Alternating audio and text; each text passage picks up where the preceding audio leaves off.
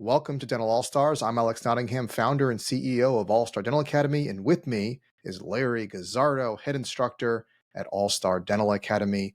And our topic is leading the new generation. Please welcome Larry Guzzardo. How are you? How are you? Good to Good. see You're like, you. what is live? What's going on? Yeah. Yeah. Well, the workplace has changed. It's a good thing we're live because it's happening, as we're experiencing it. Yeah, absolutely. Usually the workforce kind of gradually changes over time because new people graduate and they go into the workforce, and then the next group graduates and then they come into the workforce, and then we get to experience them over time. We didn't get that with like what we're calling Gen Z now, because 6 years ago when they first started coming into the workforce, many of them were just going into college, and then the pandemic hit. And so we didn't get any of them like in 2020, 2021. We didn't get many of them in 2022, because they were out of the workforce or there weren't that many jobs available for them. But now, 2023, 2024, they're here and they're large and they're different, and I think every generation says that, but really what I wanted to talk to you about was it's okay to accept that people are different because every generation says that. But a good leader recognizes, I see how you're different, and how do I have to change my leadership style so I can be effective with you? Because if I'm going to do the same thing that I did with everybody else, we see that it's not going to work with this new generation. I don't want to get into the whole social aspect of it. There's lots of reasons why the way I'm the way I am, the way you're the way you are, and the way they are. But what we know about them is that unfortunately, they're impatient. They're not good with stress. They have a lot of difficulty in maintaining and creating relationships. We see that, they struggle with that, in the workplace. They're poor communicators, poor at following details, poor problem solvers, you know. And then I think because of all of that, they lack urgency in getting things done. They're very poor with deadlines. They learned a lot in their life through trial and error because homework wasn't always collected or graded.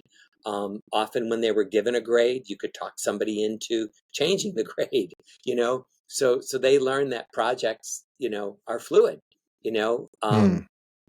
Part of them being, because they're not good communicators, they're not likely to challenge others, and they're not good at prioritizing tasks. You need to help them with those things, and so it takes a different kind of leader to work with somebody who doesn't doesn't have any of these skills. And we can complain that they don't have it, but that's not going to help them get it. That's not going to change our problem. And so really, if I can give people some really good advice that they could take just from this episode, of our So you're talking saying, just today. so I understand, we're the new generation. This is where we're at. This is Yes. the combined, and of course some are worse than others and some don't follow it, but as a whole this is a trend that we're seeing, and Yes. we can spend hours as to why it got there, but that's not the point, I guess. You're saying, okay, it's here, how do we deal with it? Yes. Because Okay. that's what we have to learn as leaders and owners of businesses, and things like that. Because if there's one thing I can give you that I know this group wants more than anything else, is they want employers who are going to listen to them. And many of us are from a generation where we just tell people what to do. And we're from a generation where we just did what we were told to do. But I can Right. assure you, and we're already discovering this, that doesn't work with this new group. Let's just say it that way. And when I say this new group, I'm talking about people who are probably like in their 20s and 30s. But they're a growing part of the workforce, and they're getting bigger and bigger and bigger. We're going to see more and more of them as the years go by, because the generations ahead of them, they are getting older, they are retiring. They have their own issues. with technology and communication and things like that. And so we're just going to see more and more of this, the millennials, more of the Gen Z in the workplace, and we have to learn how to work with them. And I'll just say that we've got to start by learning how to listen to them, because they like to get feedback that's timely. Most of us are from a generation where we got our annual review or we got our quarterly review, and that doesn't work with this group. They expect it to be timely. They expect it to be collaborative, meaning we're going to talk back and forth about this. They expect you to be empathetic, like understand, where they're coming from and how they got there. And they want it balanced. It can't be a list of you do all these things wrong, Larry, and I need you to get them right. That it's just not going to work with them, because if we wait to address an issue and fix their and try to get them to fix their mistakes without a conversation, and you only focus on what was wrong, then more than likely they're just going to leave, and they're going to say, I'm going to go work someplace where they connect with me better, because that's what they're looking for. A lot of us, when we were younger, we we just did things because we were told to do them, and this alienates the new group of workers that we have in the workforce today. I'm just telling you, it doesn't work with them. Um, you know, the new generation that is there, they're the ones who report the most that they feel like nobody cares about them at work. They feel like they don't have opportunities to learn and grow. You know what I mean? They're the ones who say that my supervisor doesn't talk with me enough. You know what I mean? And they feel like their opinions don't matter. And so when people say these things, they're telling us, I want to collaborate with you. I want to work with you. I want you to communicate, and I want you to listen to me. You know what I mean? Because they want to understand, why do you want me to do it this way? You know what I mean? You can't just say you did this wrong. I'd like to discuss, you know what I mean? You'd have to say to them, you did this wrong, but I would like to know your thought process in deciding to do it this way or in making this decision. You see, that's where that collaboration, that's there. We kind of have to remember, particularly now with the Generation Z, this is the first generation to grow up entirely with the internet, literally at their fingertips, because they probably were given a phone at birth, a smartphone, and even if they weren't, there was probably an iPad or a smartphone in the household. And so what that means is, if they didn't understand something, or if they wanted to know something, boom, they could just look it up themselves. The rest of us had to go to the library, you know what I mean, which meant a special trip. We had to go after school, maybe on Saturday or something like that, or get our parents to drive us over there to the library, whereas they have the library at their fingertips. So what we have to remember is, they're used to having instant access to information. So when they didn't know something or they didn't understand something, they were able to look it up immediately. Here's the problem. Now they're bringing that same expectation to the workplace, because when they don't understand something, they're expecting their boss or somebody at work is going to explain it to them.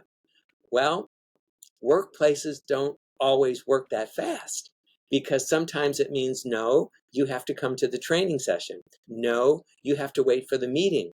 No, you have to wait for whatever. And they're like, what am I waiting for? I'm going to die here while I'm waiting, because they didn't grow up that way. It was there for them. They had Google, Siri, Alexa, all these things. They got answers whenever they wanted them. And now I we're remember moving into. when my son was like 3, I gave him I tried to cheap out and get him like a, I don't know, Samsung, like a knockoff to the iPad, and he knew immediately, not iPad. And so, like, wow, you can tell the difference. So Right. you're right, they're pretty attuned. Yeah, they're very, very attuned. But the problem is they want to understand, like, why are we doing it like this? And again, Hmm, just to paraphrase, if they wanted to understand how something worked, they could look it up very, very easy. Now sure. trying to find out, like, well, why do we do it like this here? That information isn't always so readily available. And a lot of times they'll just get the answer because we told you, which doesn't work, or we do it that way because that's the way we do it. And that doesn't work with them either. So they're looking for information and feedback to be immediate. You know, consider, like, you and I, when we grew up, we had to wait for the next episode of a television program. Yeah. They didn't have streaming when I was a kid. It Yeah, and now sounds you get frustrated. Well, the streaming services are starting to do that. They'll give you a couple and you have to wait, and it's like, oh, not used to that. So instant gratification, totally. yeah, but for other generations, waiting was a part of the process, and Hmm. and we accepted that. We also accepted that we couldn't do things until we became a certain age. Like maybe when you were in high school, I know when I was in high school, only seniors could go to the prom. Even if you were dating a junior, juniors were not allowed. Only seniors Hmm. could go. You had to wait your turn. Even when I was a kid and they, had dance lessons when we were growing up, you couldn't get a dance lesson until you were in the eighth grade. As a matter of fact, you couldn't even go to the church dance until you were in the eighth grade. You Wow. couldn't go before then. And so it's just changed. So for us, waiting was a part of the whole process. And we were okay with that. Matter of fact, we're still okay with it. We're shocked at how fast things keep coming at us. So if I relate that to Generation Z wants people to listen to them, it also goes with their feedback.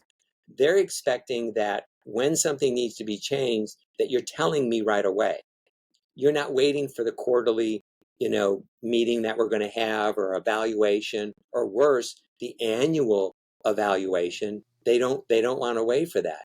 And so leaders who kind of hold back on their critiques, maybe for weeks or months or whatever, and what they do is they prevent these employees from immediately applying it to their work.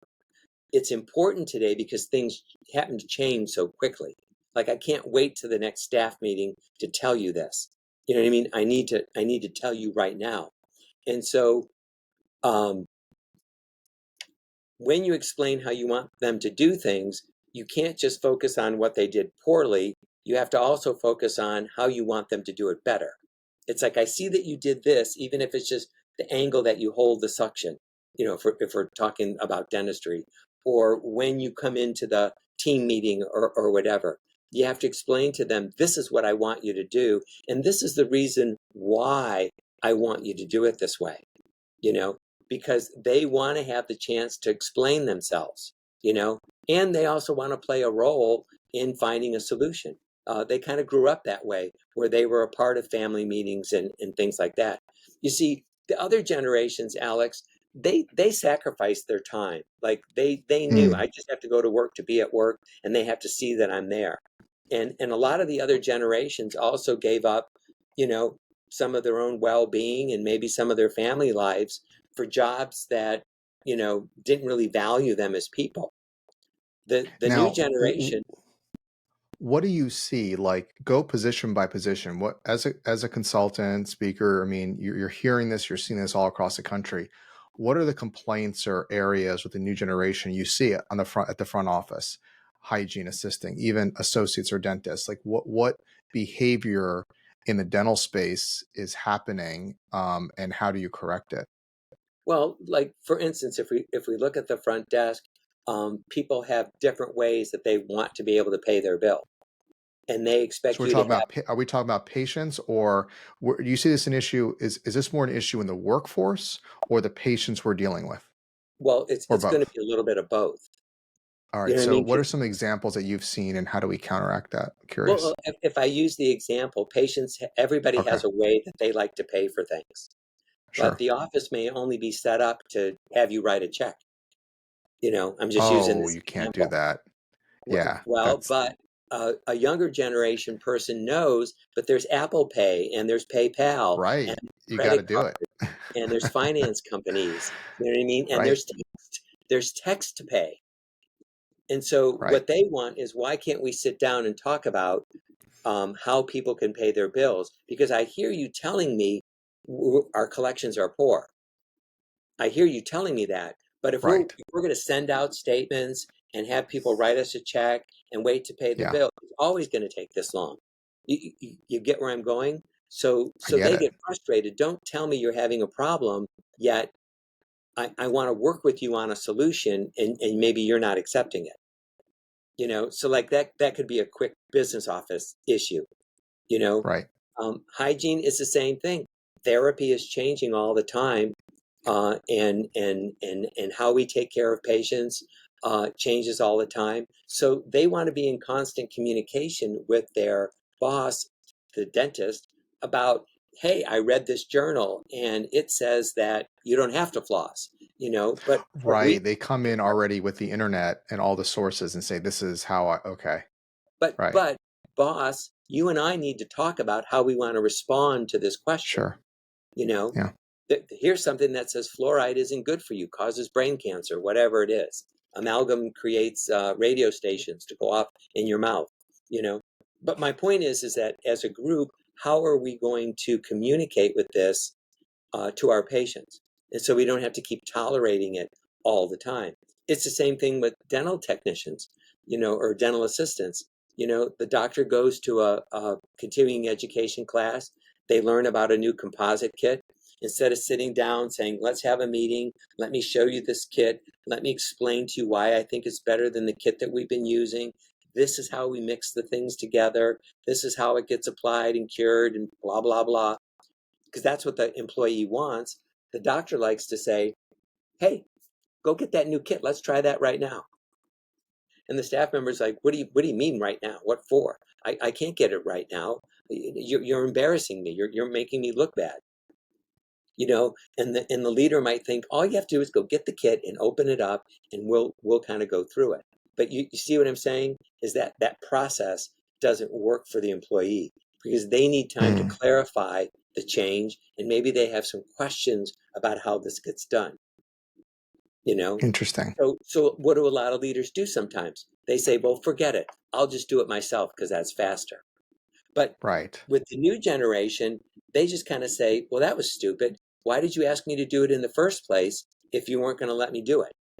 With the new generation, when they do something wrong, you have to admit, hey, this wasn't correct. Can we go through this together? Because I want to show you how to get it right next time. Don't Mm. I don't see. just go ahead and do it for me. So they need regular check-ins. You know what I mean? I still like performance evaluations. I like that because I do think that you need a formal time to sit down with every employee and look at all the responsibilities that they have and talk about them one by one, how well you're doing, and where we'd like you to make some improvements and all of that. But I think in between those sessions, you've got to have a lot of check-ins where you sit down one-on-one with these employees and say, tell me how you're doing. How are things working out for you? What's going on at home? How are you dealing with all the things that we're hearing about, out in the marketplace and all that? How is that affecting you? If if I could give it a word, this group of employees, more so than any other group that I have met, they want the workplace to be good for humankind. You know, they want it to be more of a human place. And I get it that it's a fine balance, because you can't sacrifice this for that. If patients want you to be here on time, because they want 8 o'clock appointments, they're not going to be okay with the fact that you can't be here at 8 o'clock because you want to go work out in the morning, you know? Right. So on the business front, we need to make combinations for patients that are more tech savvy, that want multiple ways of paying. You want to reduce barriers. I mean, I get there's this argument. I'm not going to go on to this, but in terms of payment processing, yes, make them pay cash and we save money. At the Right. same time, you're creating barriers. And as I think of it, even if you're taking 3% hit, if you get the money, you're going to make 5% on it anyway right now in just a saving. So we want to have a high collection rate. We want to make it easy. Just raise our fees so that we account for that. Right. Is my opinion. But my point is they didn't, what they wouldn't want to do is be in a situation where the boss is telling them our collection rate is low and Hmm. not working with them to come up with a solution. A Because maybe solution. the boss's Absolutely. idea of a solution is get them to write that check faster, send the statement Right. sooner. You You know, can't, I guess the cliche, you can't fight City Hall. I mean, the reality is this is what it is. This is how the market goes. And if you're not innovating, if you're not, um, I think of business owners, we can get very myopic and go, oh, I'm spending all this money and just continue to focus on this one issue. right? And, it's like stepping over dollars to get pennies. Like you'll have some doctors that are like, "Oh, I'm not going to invest in a coach or consultant like Larry Guzzardo or Eric Vickery or an all-star coach, whatever." Yeah. And but you realize how much the upside is. So focus more on building your empire versus on these little details, because the best are going to do it. And the bigger practices, DSOs, corporate dentistry, are for sure making the barriers to entry very easy or low for the consumer to be able to go and to do that. And we often advocate, I know you always say you never got somebody on insurance, you get them off insurance, is that when you do not participate in many insurances or at all, you're expected for a higher level of service to accommodate. So that's that. Now for the team leading the new generation is we have to innovate with the team. It's yes, they want to get paid well. So here's my thought. I want you to comment. They want to get paid well. You're going to have to pay them well. They want to feel like they're part of something, not just a job. So you got to give them some purpose. Yeah. And we're big fans of training, because this is my newest thing, and I'm gonna keep repeating it, which is we're paying more than we expect we should pay, considering with the economy and things like that. But that's the reality. So we say at All Star, right, Larry? Let's train them so we get more out of what we're paying, where we bring their level of execution up to what we're paying. And that turns to the bottom line. So care to comment on kind of that philosophy and how do we Well, deal with the team? well, yes, you could train them to the level, but you also let them participate in the training. You know, Yes. like you can talk to them about, hey, how can we do this? Because you're going to have some people who want to read a book, some people who want to go online, like what All Star offers. You know, some of them want it in small little bits. Again, the way that we offer it. But my point is that you're involving them instead of just saying you have to go to this course or you have to read this book. Something like that. Whereas if you're just going to direct them, that isn't going to work for them. You could tell them, hey, we want to increase our productivity, and now we want everyone's ideas, on how they think that could happen. Or we've got to train everybody on this new technology. And so I want everyone's input on how we can do that. And then see what the group comes up with, because they That's may awesome. say, well, why don't we come in on the day that we're not seeing patients? If we sit down for 2 hours, we can all train on each other and we'll have it. And you know what? So In 2 hours, Larry, you can get it all done. give me one quick tip that I can put into play tomorrow for my patients and for my team with respect to leading the new generation. And then we'll wrap up this podcast episode. Well, the new generation are going to want to work in a place where they feel the most comfortable, and so you've got to look at who's working for you. You know what I mean? And again, if you have a lot of old timers there and they're comfortable posting checks, then it might be best just to stay, taking checks. Don't do ACH or anything like that. It's the same thing for patients. If you've got a demographic of people who feel comfortable with technology, give them more technology, online forms of payment, you know what I mean? Online treatment plans, telehealth, that kind of stuff. Give it to them. So my point is, I'm going to go back to my original statement, is listen. Listen Listen, to your employees. They want to be heard, and listen to your patients. They'll tell you all the answers that you need. Larry Guzzardo, thank you so much for joining us. And everyone listening or watching on the live stream, please remember to follow us on Apple Podcasts, Spotify, YouTube, and all the social media channels. We're streaming different times on Facebook, LinkedIn, on YouTube as well. So if you subscribe and follow those channels, you'll know when it pops up. And there we go, we're live. There you go, a new podcast. So you'll make sure that you see it live. You can ask questions, or you can get the replay on our podcast sources and on our video sources and get the episodes as they're released. Then share Breaking. with your friends as always. What's that? I said it's like breaking news. Absolutely. And until next time, everyone, go out there and be an all You know. star.